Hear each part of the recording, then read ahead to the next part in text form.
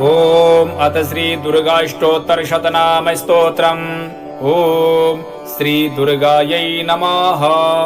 श्री दुर्गाष्टोत्तर शतनाम स्तोत्रम्।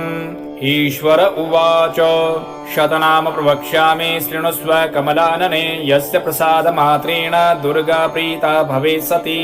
ओम सती साध्वी भव प्रीता भवानी भवमोचनी आर्या दुर्गा जया चाद्या त्रिनेत्रा शूलधारिणी पिनाकधारिणी चित्रा चण्डघण्टा महातपाः मनोबुद्धिरहङ्कारा चित्तरूपा चिताचितीः सर्वमन्त्रमयी सत्ता सत्यानंद स्वरूपिणी अनंता भाविनी भाव्या भव्या भव्या सदा गतिः शाम्भवी देव माता च चिंता रत्न प्रिया सदा सर्वविद्या दक्ष कन्या दक्ष यज्ञ विनाशिनी अपर्णा नैकवर्णा च पाटला पाटलावती पटाम्बर परिधाना कलमंजीर रंजिनी अमेय विक्रमा क्रूरा सुंदरी सुरसुंदरी वन दुर्गा च मातंगी मतंग मुनि पूजिता ब्राह्मी माहेश्वरी चैन्द्री कौमारी वैष्णवी तथा चामुंडा चैव वाराही लक्ष्मीश्च पुरुषाकृतिः विमलोत्कर्षिणी ज्ञाना क्रिया नित्या च बुद्धिदा